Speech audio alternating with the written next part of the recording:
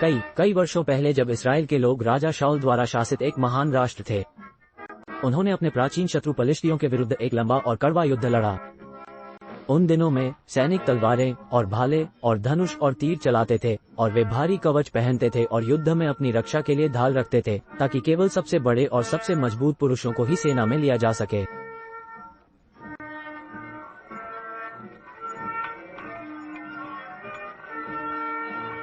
खैर, इस युद्ध में इस्राएलियों और पलिश्तियों का समान रूप से मिलान किया गया था।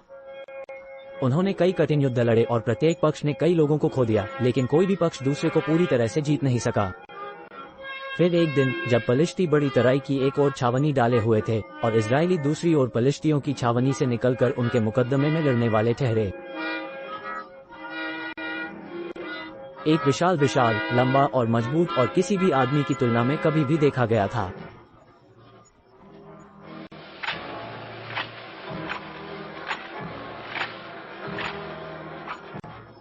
उसने बहुत भारी कवच पहन रखा था और उसका चेहरा भयंकर और क्रूर था, इतना भयंकर और क्रूर कि वह सबसे बहादुर के दिलों में डर पैदा कर दे। ये गोलियत था। गत का दैत्य इस्राएल की सेना का सामना करते हुए घाटी के मध्य तक चला गया और गर्जना जैसी आवाज में उसने उन पर अपनी अवहेलना की। मैं गोलियत गत का दैत्य हूँ और पलिश्तियों ने मुझे अपना योद्धा चुना है। हे इस्राएल के सैनिकों, अब के लिए थे एक पुरुष को चुन लो और उसे यहाँ आकर मेरे साथ लड़ने दो। यदि वो मुझे मार डाले तो हम इस्राएल के दास हो जाएंगे।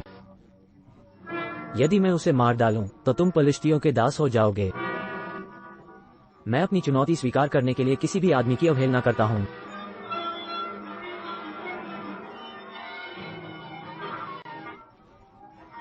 जब इस्राएल के लोगों ने गोलियत को देखा और उसकी ललकार भरी चुनौती सुनी तो वे डर गए, परंतु उनके पास उसके आकार और शक्ति के बराबर कोई नहीं था।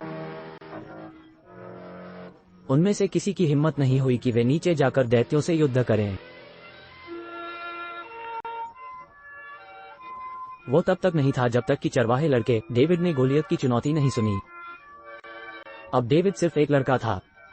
वह तलवारों और भालों और युद्धों के बारे में कुछ नहीं जानता था, लेकिन वह एक विचारशील लड़का भी था और एक अच्छा लड़का था क्योंकि वह परमेश्वर पर विश्वास करता था और उस पर भरोसा करता था। जब उसने सुना कि गोलियत राजा शाऊल की सेना की ललकारता है, तब अबके भाइयों की ओर मुड़कर इस्राएल की सेना को ललकारने लगा कि गोलियत परमेश्वर के विरुद्ध है। क्या यहाँ कोई नहीं है कि निकलकर यहोवा के शत्रु से लड़े?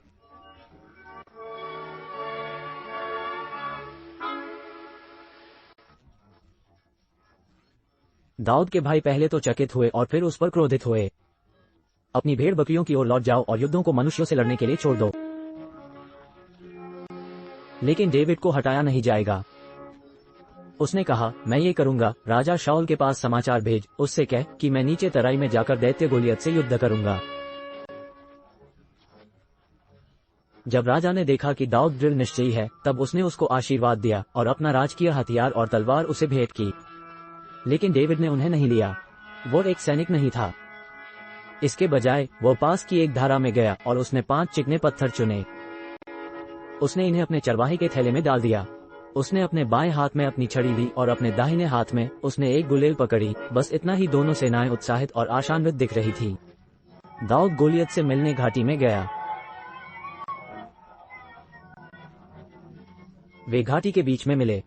डेविड विशाल, आत्मविश्वासी और निडर होकर देख रहा था और गोलियत घृणा से भरी आंखों से निहत्थे लड़के को देख रहा था। अचानक विशाल पलिश्ती भयानक रोष में दहाड़ा। मैंने इस्राएल की सारी सेना को ललकारा है कि मुझे लड़ने के लिए थे एक पुरुष मिले और उन्होंने मेरे विरुद्ध एक लड़का भेजा है। क्या मैं कुत्ता हूं कि तुम मेरे विरुद्ध लाठी लेकर आते हो? डेविड ने उसे शांति से उत्तर दिया, मैं सेनाओं के यहोवा के नाम से तुम्हारे विरुद्ध आता हूँ। इस्राएल की सेना का परमेश्वर, जिसे तूने अपक्की तलवार और भाले और ढाल से ललकारा है, वो आज के दिन के लिए तुझे गोलियत से नहीं बचाएगा।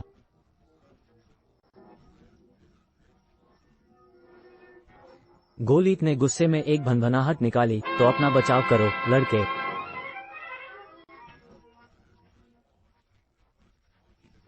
गोलियत द जायंट लड़के इस्राएलियों के चैंपियन का त्वरित कार्य करने के लिए आगे बढ़ा। डेविड अपनी बात पर अड़ा रहा। वो अपने चरवाहे के थैले में पहुंचा, एक पत्थर निकाला, उसने इसे अपने गुलेल में लगा दिया और उसने इसे उड़ने दिया।